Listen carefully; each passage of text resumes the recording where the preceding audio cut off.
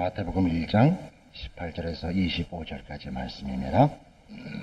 예수 그리스도의 나심은 이러하니라. 그 모친 마리아가 요셉과 정혼하고 동거하기 전에 성령으로 잉태된 것이 나타났더니 그 남편 요셉은 의로운 사람이라 저를 드러내지 아니하고 가만히 끊고자 하여 이 일을 생각할 때에 주의 사자가 현몽하여 가로되 다윗의 자손 요셉아 내 아내 마리아 데려오기를 무서워 말라.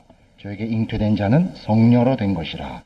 아들을 낳으리니 이름을 예수라 하라. 이는 그가 자기 백성을 저희 죄에서 구원할 자이심이라 하니라.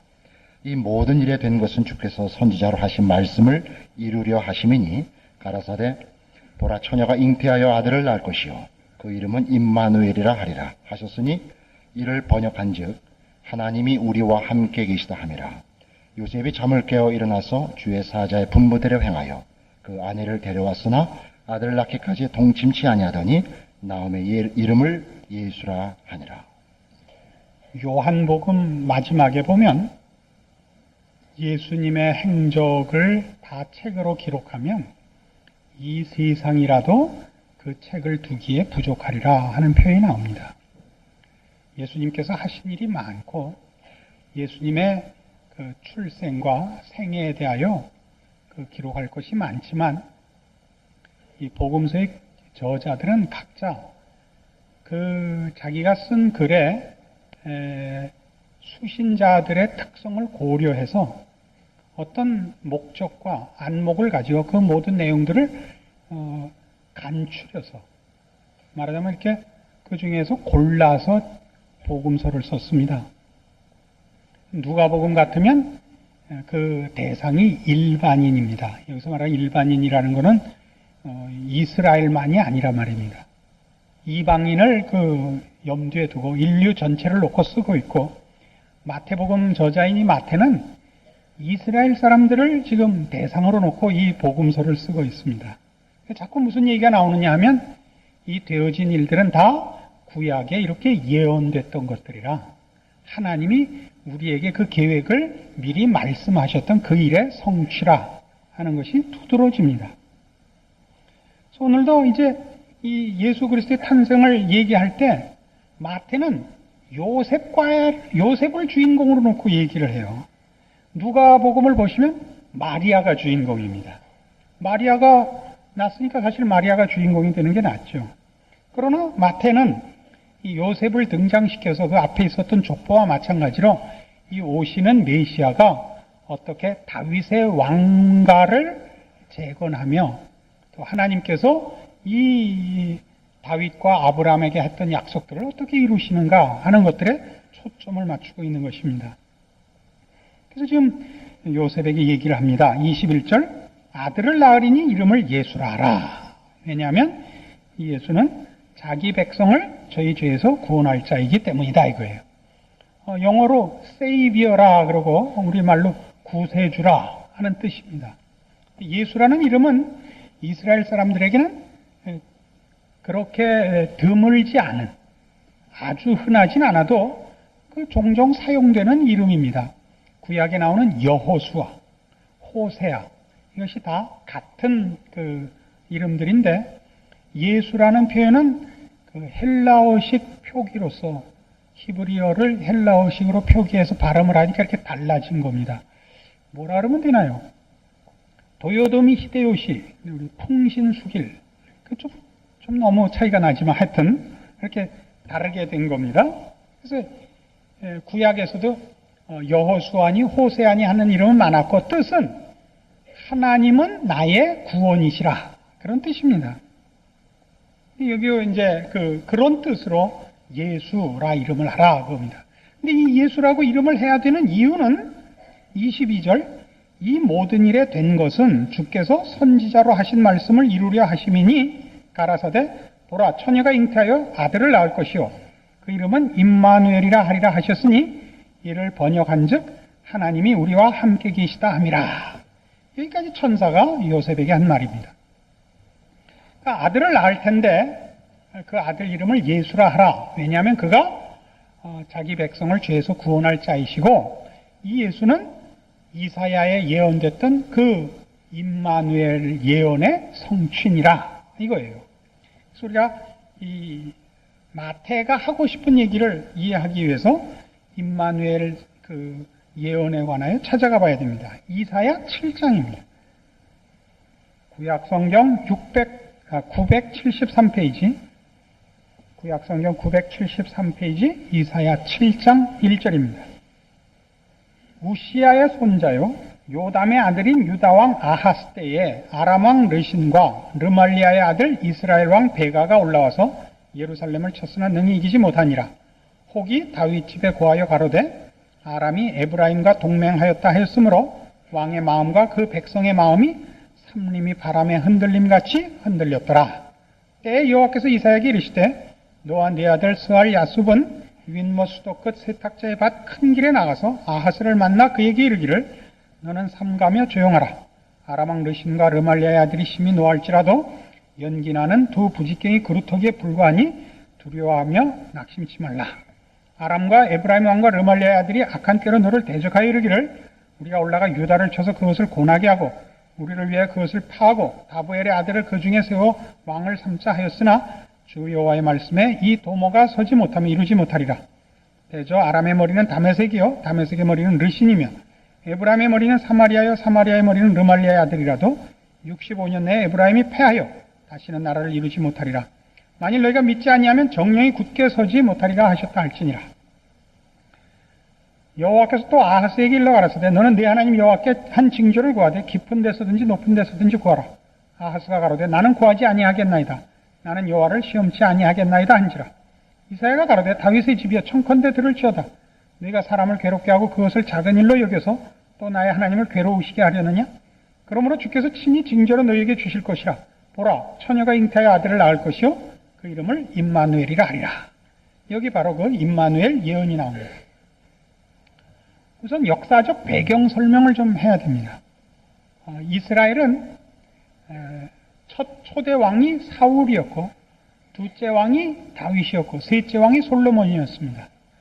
솔로몬이 성전을 짓고 또 그 궁전을 짓느라고 이제 그 국민들이 많이 지쳤는데 그 솔로몬의 아들 르호보암이 그 백성들을 이렇게 쉬게 하지 못하고 아버지의 영광보다 더 큰 영광을 요구하고 백성들에게 힘들게 굴어서 나라가 나뉩니다. 그래서 북왕조와 남왕조로 나뉘는데 이스라엘은 12지파, 12가문으로 되어 있습니다. 그 중에 10지파가 이 다윗 왕가의 등을 돌리고 북왕조로 분열되어 나갑니다. 그래서 더 많은 지파가 거기 참여했기 때문에 이스라엘이라는 국호를 그들이 사용하고 남왕조는 유다, 그러니까 다윗 왕가가 속해 있는 지파가 유다 지파입니다. 유다 지파와 베냐민 지파 둘밖에 남질 않아서 나라 이름이 국호가 유다가 되고 맙니다. 그래서 북쪽으로 간 10지파를 선도한 그 지파 중에 가장 큰 가문이 에브라임 지파입니다. 그래서 북왕조를 얘기할 때는 에브라임이라 그러기도 하고 또는 그 북왕조의 수도가 사마리아이기 때문에 사마리아라고도 하고 남왕조를 얘기할 때는 유다라고도 하고 다윗의 집이라 그러기도 하고 그럽니다. 오늘 여기 그 얘기입니다. 때는 기원전 735년쯤 됐을 때입니다. 기원전 735년쯤 전에 지금 시대가 그때 아람이라면 바벨론의 전신입니다. 아람이 유다를 쳐들어왔다가 실패하고 가고 그 다음에 북왕조 이스라엘이 남왕조 유다를 치러 왔다 또 실패를 했습니다. 그래서 두 나라가 이번에는 동맹을 맺고 쳐들어온 겁니다. 그게 2절입니다. 혹이 다윗 집에 고하여 가로되 아람이 에브라임과 동맹하였다 하였으므로 왕의 마음과 그 백성의 마음이 삼림이 바람에 흔들림같이 흔들렸더라. 두 나라가 이제 동맹을 맺고 유다를 치러 옵니다. 걱정이 되죠. 그러자 하나님께서 이사야 선지자를 이 아하스에게 보냅니다. 그래서 네 아들을 데리고 가서 그 아들 이름이 스알 야숲인데 아들을 데리고 가서 걱정 마라. 이 나라가 절대 멸망하지 않는다. 저들이 이 유다를 쳐들어와서 성공하지 못하고 실패할 것이다.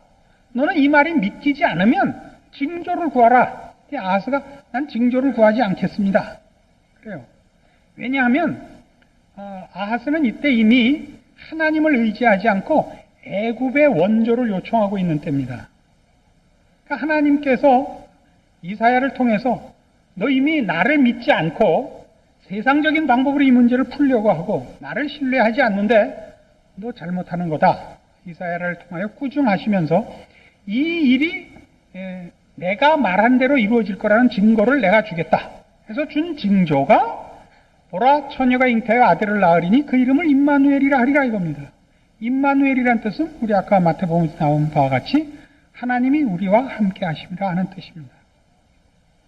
하나님이 우리와 함께 하셔서 하나님이 우리 편이 되셔서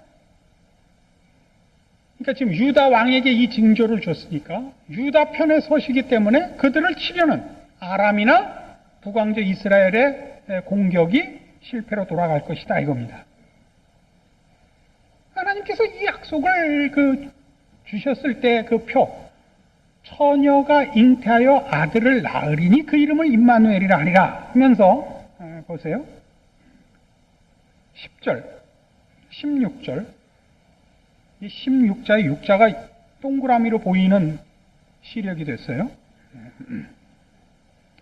대저 이 아이가 악을 버리며 선을 택할 줄 알기 전에 너의 미워하는 두 왕의 땅이 패한받으리라. 그러니까 이 동정녀 탄생으로 말미암은 예수 그리스도의 탄생의 이 예언의 성취라고 보는 마태 기록을 우리가 추적해 보니까 지금 이 준 징조는 당시에 성취된 거란 말이에요. 아람 왕과 이스라엘 왕이 쳐들어오는데 아하스에게 너희 나라가 멸망하지 않을 것이라. 이유는 내가 너희 편을 들 것이고. 그래서 그 징조로 이제 처녀가 애를 낳을 때 그 애가 뭐 하기 전에 선과 악을 택하기 전에 악을 버리며 선을 택할 줄 알기 전에 즉 철들기 전에 그 애가 철들기 전에 이 두 나라를 멸망시킬 것이다 이거예요. 그러니까 이제 곧 이루어질 일이죠. 그럼 우리가 이제 무슨 질문이 금방 나오느냐 하면 하나님께서 유다 편을 들고 그 징조로서 처녀가 애를 낳고 그 애가 철들기 전에 이 두 나라를 멸망시키시겠다고 작정을 하셨으면 왜 쳐들어오는 건 놔두시느냐 이런 얘기를 물어봐야죠. 우리 신앙상에도 이 질문이 필요하기 때문에 그래요. 예수 그리스도의 오심과 예수를 믿는 성도들에게 이 질문이 굉장히 중요해요. 어떤 질문? 왜 하나님은 우리의 인도자가 되시며 복이 되시며 상급이 되신다면서 어려운 일들과 고통을 사전에 봉쇄해 주시지는 않는가? 이 질문이 나오죠. 그렇잖아요? 여러분 예수 믿고 났더니 뭐 고통도 없고 고민할 것도 없고 그래서 그냥 올챙이 같이 된 그런 경우를 봤어요? 생각할 필요 없고 고민할 필요 없고 무슨 뛰어다닐 필요 없는 자리에 가는 거 봤어요? 예수 믿었더니 기도했더니 아무 걱정도 없어요. 애들도 뭐 그냥 가만히 있으면 그냥 시험지가 100점이 돼서 날라오고 그냥 가만히 있으면 배도 안 고프고 그냥 다 멀때같이 되고 그거 아니잖아요. 그냥 뭐 거기까지는 아니지만 그냥 뭐 안 믿는 사람들하고 전혀 차이가 없게 고민하고 걱정하고 뛰어다녀야 되고 밤잠 못 자야 되고 이것도 아닌 것 같지 않아요? 하나님이 편을 들어주셔서 유다가 망하지 않을 건데 그 징조로 처녀가 애를 낳고 그 애가 철들기 전에 이 결실을 주겠다 그러는데 그렇다면 왜 시작부터 봉쇄해 버리시지는 않느냐 그 얘기예요. 여기 임마누엘의 뜻 하나님이 우리를 지키시고 우리를 편들기 위해서 오시는 뜻의 성경적인 의도와 계획과 내용과 우리의 기대가 다른 것입니다. 자, 이 임마누엘의 약속을 하는 하나님이 이사야 보고 아하스를 만나러 가라 할 때 누구를 데리고 가라 그래요? 아까 앞에서 봤죠. 네 아들을 데리고 가라. 아들 이름이 스알야숲이에요. 스알야숲이라는 뜻은 남은 자가 돌아오리라 라는 뜻입니다. 우리가 이해하기 좋게 조금 더 강조형으로 만들면 남은 자만 돌아오는 겁니다. 어떤 남은 자? 어떤 남은 자? 지금 아하스는 왜 공격을 받고 있느냐 하면, 외적의 공격을 받고 있느냐 하면, 하나님께서 아하스에게 이걸 확인시키고 싶은 거예요. 너 왜 나를 의지해서 살지 않고 네 힘과 세상의 힘으로 살려고 하느냐 이거예요. 유다는 내 나라다. 너희는 내 백성이다.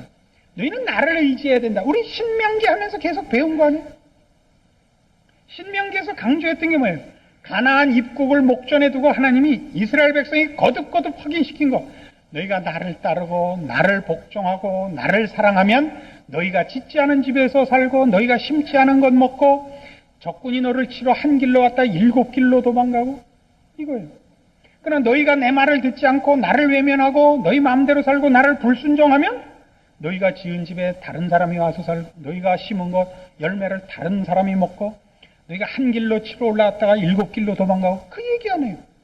끊임없이 사람들은 하나님의 백성이 되고 하나님만으로 사는 삶에서 실패한단 말이죠. 그걸 고쳐내는 거죠. 그걸 고쳐내는 거예요. 여기식으로 하면 이렇게 돼 있어요. 8장, 이사야 8장 11절 여호와께서 강한 손으로 내게 알게 하시며 이 백성의 길로 행치 말 것을 내게 경성시켜 가라사대 이 백성이 맹약한 자가 있다 말하여도 너희는 그 모든 말을 따라 맹약한 자가 있다 하지 말며 그들의 두려워하는 것을 너희는 두려워하지 말며 놀라지 말고 만군의 여호와 그를 너희가 거룩하다 하고 그로 너희의 두려워하며 놀랄 자를 삼으라 이겁니다. 여기서 말하는 맹약한 자라는 건 누구냐 하면 지금 애굽이에요. 쳐들어오는 아람과 이스라엘을 혼자서 맞아 싸우기에는 역부족이니까 원군으로 기대를 걸고 있는 게 애굽이란 말이에요. 하나님께서 아하스에게 뭐라 그러냐면 7장 17절 여호와께서 에브라임이 유다를 떠날 때부터 당하여 보지 못한 날을 너와 네 백성과 네 아비 집에 임하게 하시니 곧 아수르 왕이 오는 날이니라. 그날에는 여호와께서 애굽 하수에서 먼 지경의 파리와 아수르 땅의 벌을 부르시리니 다 와서 거친 골짜기와 바위 틈과 가시나무 울타리와 모든 초장에 앉으리라. 누구를 의지하고 있냐면 지금 앞에 있는 적국 아람과 이스라엘의 동맹군에 대하여 누구를 기대해요? 애굽을 기대하고 있는데 하나님은 뭐라 그러냐면 이 두 나라가 너희를 괴롭게 못할 것이라. 그들을 내가 물리치리라. 그러나 오히려 누가 와서 너희를 괴롭힐 것이냐? 애굽이 와서 괴롭힐 것이라. 아수르가 와서 괴롭힐 것이라. 응? 너희가 의지하고 너희에게 도움이 될 것이라고 생각한 자들이 오히려 너희들에게 괴로움이 될 것이라. 그런 얘기예요. 너희는 이런 맹약한 자가 있다 할지라도 믿지 말라. 세상의 것으로 힘을 삼지 말라. 나를 두려워하라. 나를 사랑하라. 내 말을 따르라. 그것이 스알 야숲이란 말이에요. 예수 그리스도의 오심은 유다를 지키고 역사적으로는 오늘날 우리식으로 따지자면 우리 편을 들고 우리를 복되게 하고 우리를 영원한 나라에 부르사 영원한 복으로 부르시기 위하여 오시는 것입니다마는 1차적으로 그것은 정치, 경제 이런 문제가 아니라 죄에 대해서란 말이에요. 아들을 낳으리니 그 이름을 예수라 하라. 이는 저가 자기 백성을 그 죄에서 구원할 자이심이니라. 그러니까 우리의 기대가 뭐예요? 예수님이 왔어요. 우리 예수 믿었어요. 아까도 얘기했죠. 그래서 뭘 보상으로 기대를 해요, 여러분들이? 나 예수 믿었다. 그러니까 어떻게 해달라고요? 그냥 생각 없는 사람이 되게 해달라는 거 아니에요? 아무 고민도, 짐도, 생각도, 결정도, 노력도 안 해도 되는 사람. 그럼 뭐라 그래요? 그럼 뭐라 그래요? 파리도 생각을 해요. 올챙이도 생각을 하고. 우리 애들 어렸을 때 집에 민물 거북이하고 그 어항에 어느 날 우리 애가 어디 갔다 올챙이를 잡아왔어요. 올챙이를 한 20마리쯤 잡아다 놓았는데 사흘 만에 올챙이가 다 죽었어요. 거북이가 다 잡아먹었어요. 거북이하고 올챙이하고 싸우면 누가 이겨요? 거북이가 진짜 올챙이가 얼마나 빠른데 얼마나 빠르면 꼬리가 뾰족해졌겠어요. 그죠? 거북이가 어떻게 잡아먹냐면 이렇게 돌멩이 앉아서 가만히 있어요. 그럼 올챙이가요 왔다 갔다 한 놈씩 와서 이렇게 뒤다봐요. 여러분 그냥 이렇게 입을 벌려서 그냥 먹어요. 그러니까 사흘 동안에 20마리가 교대로 와서 구경하고 잡아먹히는 거예요. 그러니까 여러분은 복 받는 게 그건 줄 알죠, 지금? 아무 생각 없이 눈만 감고 멍하고 있다가 입만 열면 그냥 음식이 쑥 들어오는. 그게 복이에요? 그게 인간다운 거예요? 고민 안 하는 게 그게 복이에요? 성경이 우리가 가르치는 건 이거란 말이에요. 왜 임마누엘이 예수 그리스도의 오심이 무엇으로 스알 야숲으로 출발해야 되냐 이거예요. 임마누엘은 이거예요. 그 8장에 와서 보시면 16절 너는 증거의 말씀을 싸매며 율법을 나의 제자 중에 봉함하라. 이제 야곱 집에 대하여 낯을 가리우시는 여호와를 나는 기다리며 그를 바라보리라. 보라 나와 및 여호와께서 내게 주신 자녀들이 이스라엘 중에 징조와 예표가 되었나니 이는 시온산에 계신 만군의 여호와께로 말미암은 것이니라. 이사야가 그래요. 하나님이 나에게 주신 자식들이 징조래요. 예표래요. 어떤 징조냐? 아까 스알야숲이라는 애가 있었죠. 아하스를 만나러 갈 때 그 아들을 데리고 갔어요. 근데 이 임마누엘의 약속을 하면서 뭐라 그러냐면 보라 처녀가 잉태의 아들을 낳으리니 그 이름을 임마누엘이라 하리라. 그 애가 철들기 전에 내가 이 두 왕을 패하겠다 이거예요. 그래놓고 8장 1절 여호와께서 내게 이르시되 너는 큰 소판을 취하여 그 위에 통영 문자로 마헬살랄 하스바스라스라. 되게 마헬살랄 하스바스라스라. 우리 저거예요. 암호에 이제 물어보는 마헬살랄 하스바스. 내가 진실한 증인 제사장 우리아와 여베레기야의 아들 스가랴를 불러 증거하게 하리라 하시더니 내가 내 아내와 동침하며 그가 잉태의 아들을 낳은지라. 여호와께서 내게 이르시되 그 이름을 마헬살랄 하스바스라 하라. 이는 이야기가 내 아빠 내 엄마라 할 줄 알기 전에 다메섹의 재물과 사마리아의 노략물이 아수르 왕 앞에서 옮김바 될 것임이니라. 그래서 이 1차적인 임마누엘의 1차적인 역사적 성취는 여기 이미 나옵니다. 이사야의 둘째 아들 마헬살랄 하스바스. 뜻은 노략이 급하리라. 침략이 신속하리라. 누구에 대한 침략과 노략이냐면 아람과 북왕조 이스라엘에 대한 침략이 신속하리라요. 그래서 실제로 우리가 역사상에서 확인한 바와 같이 아시리아에 의해서 이 아람과 북왕조 이스라엘이 멸망합니다. 1차 약속이에요. 근데 여기는 처녀가 아니란 말이에요. 이 사람이 난 애는. 근데 재미있게도 그 성경에 말하는 보라 처녀가 잉태하여 아들을 낳으리니 그 이름을 임마누엘이라 하리라의 처녀라는 단어는 그 히브리어의 1차 뜻이 젊은 여자예요. 그냥 젊은 여인이 1차 뜻이고 2차 뜻이 처녀예요. 양면성을 가지는 거죠. 내용의 이중성을 가지는데 징조치고는 그냥 여자가 애 낳는 게 무슨 징조가 되겠어요. 그럼 뭐 남자가 애를 낳으면 몰라도 그죠?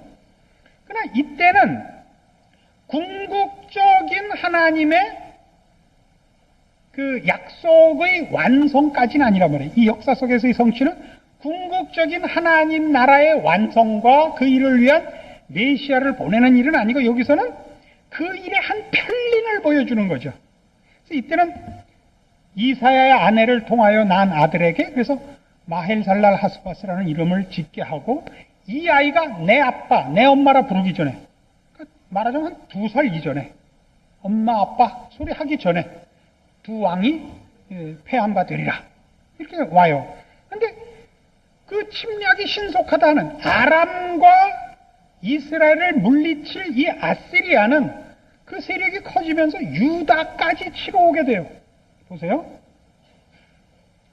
8장 5절 여호와께서 다시 내게 일러 가라사대 이 백성이 천천히 흐르는 실로아 물을 버리고 르신과 르말리아의 아들을 기뻐하나니 그러므로 주내가 흉명하고 창일한 큰 하수 곧 아수르 왕과 그의 모든 위력으로 그들 위에 덮을 것이라. 그 모든 고래 차고 모든 언덕에 넘쳐 흘러 유다에 들어와서 창일하고 목에까지 미치리라. 물이 어디까지 차면 죽어요? 물이 코까지 차면 죽는 거죠. 그죠? 목까지 찰 지경, 그러니까 위험수위에 왔지만 임마누엘이여 그의 편은 날개가 내 땅의 편만 하리라 하셨느니라. 임마누엘이 하나님이 함께 하심으로 이 아수리의 침노가 위험수위까지는 올지 몰라도 멸망하는 일은 있을 수 없느니라. 너희 민족들아 헌화하라 필경 패망하리라. 너희 먼 나라 백성들아 들을지니라. 너희 허리를 동이라 필경패망하리라. 너희 허리에 띠를 띠라 필경패망하리라. 너희는 함께 도모하라 필경 이루지 못하리라. 말을 내어라 시행되지 못하리라. 이는 하나님이 우리와 함께 하심이니라. 이는 하나님이 우리와 함께 하심이니라. 이렇게 임마누엘이에요. 히브리어로. 그러니까 너희 먼 나라 백성들아 헌화하라 필경 이루지 못하리라. 이게 지금 조롱하는 거예요. 누구를? 아시리아를. 그러니까 지금 위기에 지금 직면하고 있는 유다, 그 나라를 위기로 몰아넣고 있는 아람과 이스라엘 앞에서 유다가 그 명맥을 유지하고 실패하거나 멸망받지 않을 이유는 하나님이 저들과 함께 하기 때문이에요. 그럼 왜 어려움을 그 근본부터 막아주시지 않느냐? 뭐 때문이라고요? 스알 야숲이라는 단어에서 나온 바와 같이 하나님께서 그의 백성을 정치, 경제, 사회적 차원에서 보호하시려는 것이 아니라 죄로부터 속아내시고 거룩해 하시는 것이 뜻이기 때문에 세상을 의지하지 않고 하나님만 의지하며 하나님의 백성이 되게 하려는 정화시키고 영화시키려는 성화시키려는 뜻 때문에. 그러나 이런 시련을 당하는 모든 그 시련의 원인이 되는 세상적인 정치, 군사적, 경제적인 모든 세상적인 것들을 하나님이 드디어 다 패하시고 정치, 군사, 경제, 사회, 교육, 자연 모두를 복된 나라로 만드시는 것을 이루시고야 말 것이라. 어떻게? 하나님이 우리와 함께 하셔서. 그러니까 하나님의 오심이 우리와 함께 하심은 이 영원한 나라를 만드시는 것이지만 제1차적이고 가장 중요한 핵심은 죄로부터의 정화란 말이에요. 그리고 그 다음에 영원한, 정말 이스라엘 백성들에게 약속했을 때 같은 젖과 꿀이 흐르는 땅에 우리 요한계시록에서 보는 바와 같은 영원한 나라, 황금보석 꾸민 집이란 말이에요. 다시는 상하는 것이나 해하는 것이나 죽는 것이나 이별이나 비극이 없는 그 영원한 나라에 가는 것이란 말이에요. 그러니까 이걸 놓치지 말라고요. 예수 그리스도의 오심으로 그런 물질적이고 정신적이고 육체적이고 한 모든 이 삶의 고뇌가 없어지는, 이것이 신앙의 초점도 내용도 아니고 죄로부터의 정화, 이것이 우선하는 거란 말이죠. 그래서 이런 어려움을 우리에게 허락하시는 거예요. 스알 야숲이 우선이라고. 그리고 나서야 모든 세상에 악하고 하나님을 반대하는 모든 것들을 마헬살랄 하스바스란 말이에요. 그것이 임마누엘 하시는, 우리를 위하여 이 땅에 오신 예수 그리스도의 사역이란 말이죠. 그럼 먼저 십자가를 지셔야 하고 그 다음에야 심판하러 오실 것이란 말이죠. 세상을, 그의 백성을 모으기 위하여. 그래서 우리의 신앙도 핵심이 그거라고요. 예수 그리스도를 믿으며 그를 의지하여 살며 그래서 기대하고 그래서 확인하고 지금 누리는 건 뭐죠? 죄를 거부하는 겁니다. 주를 의지하여 사는 것입니다. 세상은 세상과 등 돌리고는 살아가지 못하게 실제로 힘을 쓰고 있습니다. 그렇지 않습니까? 우리가 세상에서 살려면 악해야 되고 거짓돼야 되고 이기심으로 가득 차야 됩니다. 세상에 나가서 사랑하고 양보하고 희생해 보십시오. 누구나 다 먹던 떡으로 생각하고 와서 뭉개버리죠. 하나님과 함께 그 힘과 그 세력과 그 내용을 갖지 못한 채는 세상 안에서 세상과 반목하고 살 수 없습니다. 우리는 그렇지 않습니다. 우리의 힘이 무엇인지 여러분이 기대하셔야 할 것, 책임지셔야 할 것, 누리고 자랑하고 키워야 할 것이 무엇인지 그리스도 예수 안에서 여러분의 신자된 것을 확인하시는 이 복된 말씀이 되기를 바랍니다. 기도하십시다. 하나님 아버지의 은혜를 감사합니다. 우리 하나님이 우리 아버지시고 우리를 위하시고 우리와 함께 하시는 것을 믿습니다. 예수 그리스도로 말미암는 신자된 특권들, 세상을 이기고 주를 의지하여 거룩하게 사는 일들, 우리 이제 제대로 깨우치고 자랑으로 삼고 승리하는 우리들 되게 하시옵소서. 예수님의 이름으로 기도합니다. 아멘.